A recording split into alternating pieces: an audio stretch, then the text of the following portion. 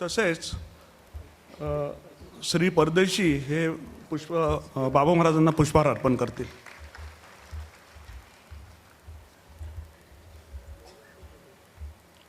धन्यवाद.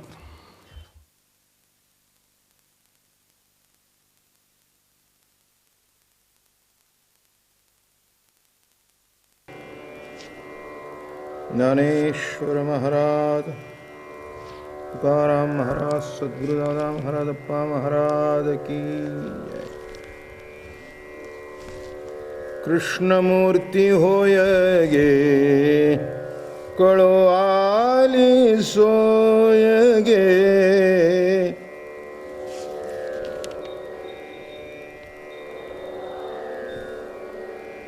कृष्णमूर्ती होय गे, कळो आली सोय गे.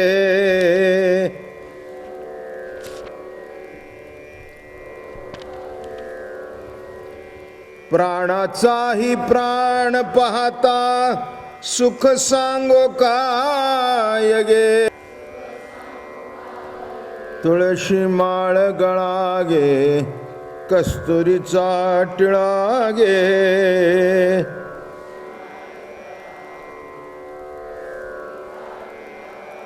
अर्धांगी रुक्मिणी विंजणे, वारीती गोपी बाळा गे. तुळशी माळ गळा गे, कस्तुरीचा टिळा गे.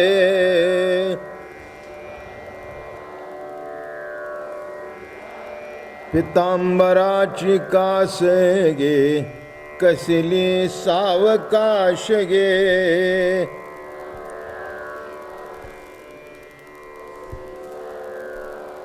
पितांबराची कास गे, कसली सावकाश गे.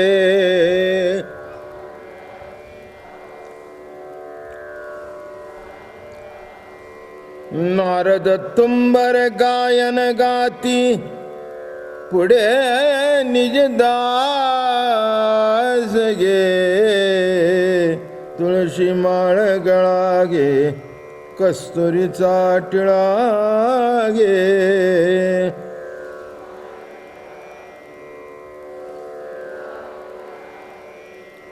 भक्त कृपेची माय गे, ओळखो आली विठाई गे.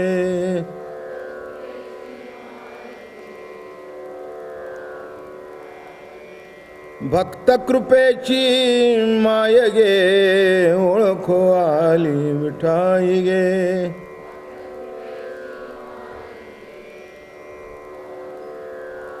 एका जनार्दनी विठे,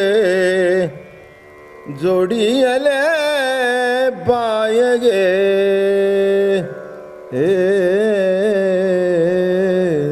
तुळशी माळ गळा गे, कस्तुरीचा टिळा गे.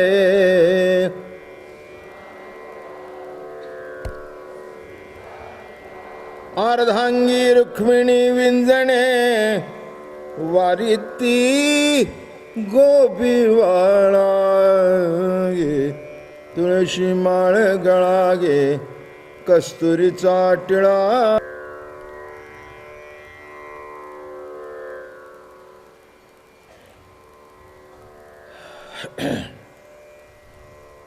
माऊली महावैष्णव संत श्रेष्ठ माऊलीनाथ नामदेवराय तुकोबाराय आदी सर्व संत शुक महामुनी भागवत कथा सांगत आहेत. आणि त्यातले दशमस्कंदातलं जो कृष्ण चरित्र, हे भक्ती प्रेमामध्ये असं बुडलेलं चरित्र, एक अलौकिक दर्शन, भक्तांच्या प्रेमाचं दर्शन, भक्तांच्या ओढीचं दर्शन.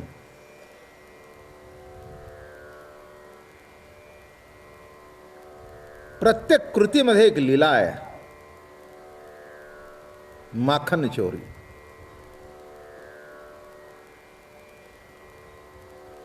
गवळणीचा पदर धरण्यामध्ये सुद्धा लीला आहे, हसण्यामध्ये सुद्धा लीला आहे, कपटामध्ये सुद्धा लीला आहे. त्याला गवळणी म्हणाला तू कपटी आहेस. त्याचा अर्थ तुम्हाला माहिती आहे का? क म्हणजे सुख, आणि त्याच्या आड जो पडदा धरलाय असा जो धरतो तो कपटी. पट, पट म्हणजे पडदा. पट शब्दाचा अर्थ काय आहे? आमच्या नेत्राला जे सुख होतं, आमच्या कानाला जे सुख होतं, आमच्या इंद्रियांना जे सुख होतं, आमचं मन तुझ्याकडे बघून जे तृप्त होत होतं, बुद्धी विचार करायचं सोडूनच दिलं होतं, अशी समाधी न लावताना समाधी अवस्थेत चालत होतो, बोलत होतो, खेळत होतो, वावरत होतो.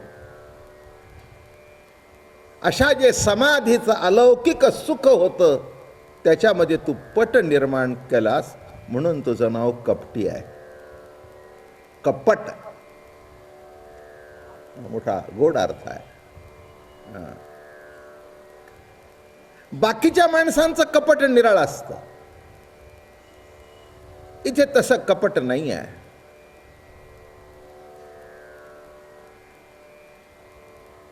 इथे कपट एवढ्या करताच आहे की वियोग घडावा आणि त्या माध्यमातून संयोग सुद्धा विशेषत्वाने दर्शनात यावा, अनुभवात यावा. आणि म्हणून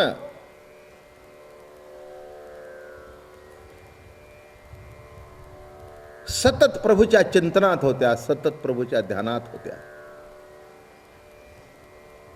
ध्यान लावणं निराळं आणि ध्यानात सतत असणं निराळं. लब्धलिनादी लागली समाधी, मुड जन नर नारी लोकारे. यादी कळली का?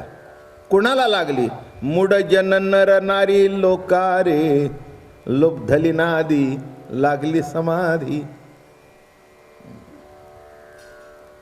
गवळणींना तसं काय येत होतं? त्यांना समाधी माहिती नव्हती, त्यांना ध्यान माहिती नव्हतं, पण त्यांचं ध्यान उतरलं नव्हतं.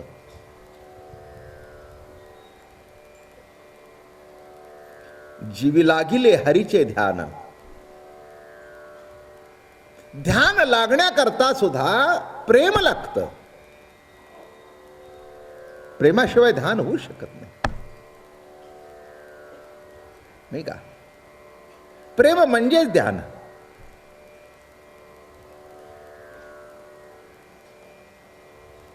एखाद्या विषयातल्या वस्तूचे जर प्रेम असेल तर तिचा सुद्धा विसर होत नाही.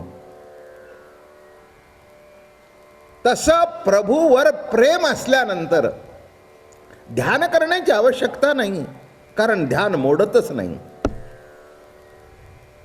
कुणी म्हणाले डोळे झाकून बसा, कुणी म्हणाले काय करा. बरं का, अनेकांचे अनेक विचार आहेत. सांख्य मतामध्ये असा आहे, संसार जर दिसला तर त्याच्यात आसक्ती नसणे नामे ध्यान.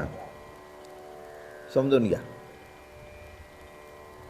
दिसतोय संसार, बरोबर आहे ना,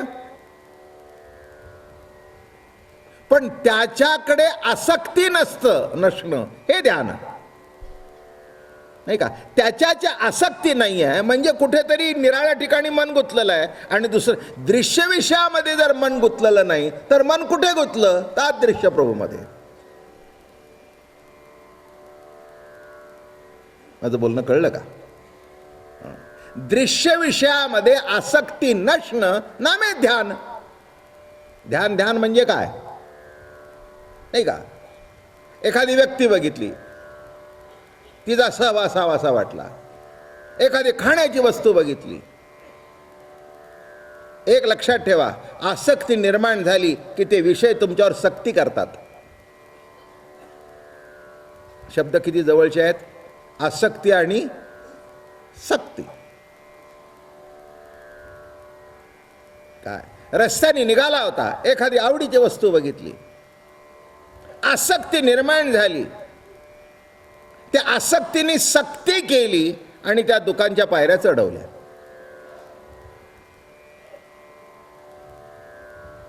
काय म्हटलं मी? आसक्तीने काय केली? सक्ती केली. लक्षात ठेवा. तसं दृश्य विषयाच्या ठिकाणी संसारावर आसक्ती नसणं हेच ध्यान आहे. त्याच्यातली आसक्ती निर्माण नसली की तिथे लक्ष जाणार नाही. लक्ष कुठेतरी लागून लक्ष लावून अंतरी कृष्ण पाहती नर नारी. लक्ष लावून अंतरी आणि कृष्ण पाहती नर नारी. लक्ष अंतःकरणामध्ये होतं, हृदयाच्या ठिकाणी होतं, हृदयाच्या ठिकाणी वस्ती करणाऱ्या परमात्म्यावर होतं. अंतरात लक्ष लागल्या कारणाने बाह्य वस्तूमध्ये बघत होत्या, पण लक्ष तिथे होतं. काही वेळेला आपण पुष्कळ सवयीनुसार काम करत असतो, पण लक्ष दुसरीकडेच असतं, म्हणजे ध्यान दुसरीकडेच असतं.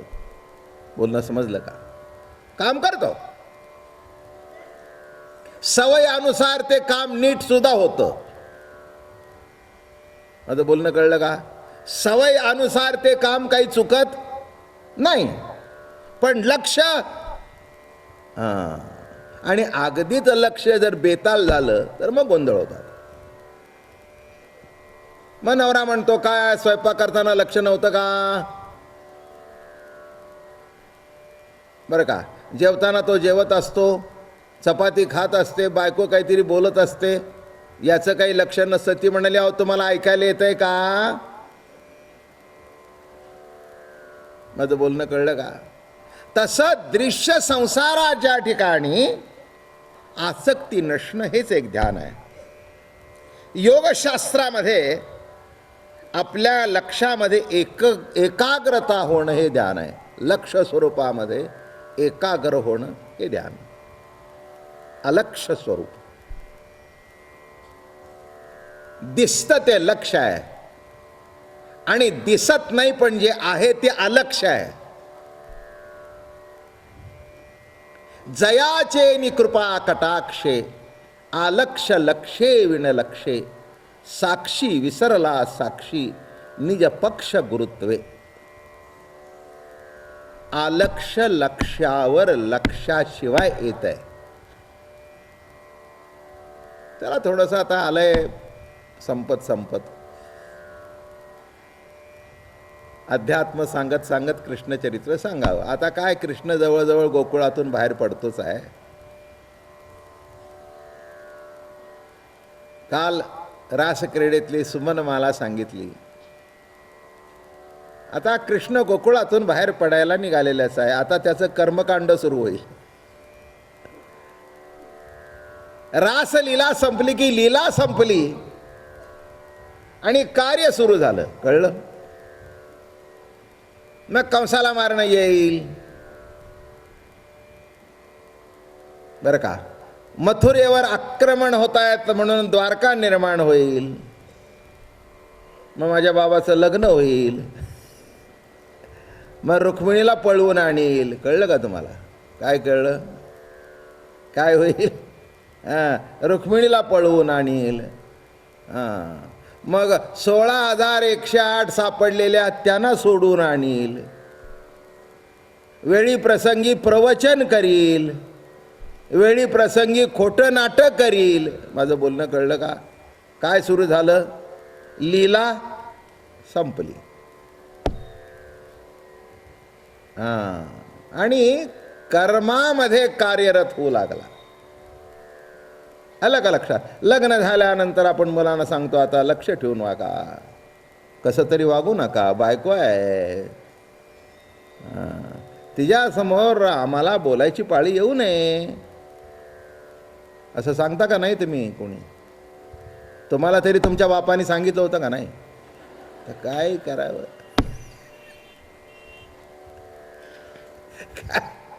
हो, सगळे म्हातारे कोतारे काय सगळे त्याच्यातूनच गेलेले आहेत.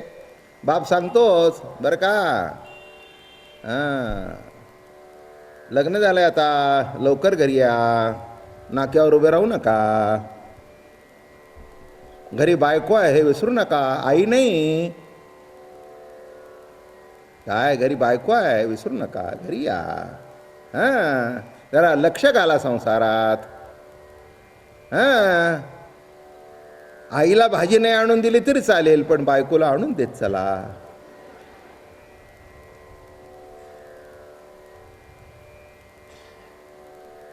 आईला म्हणता येतं,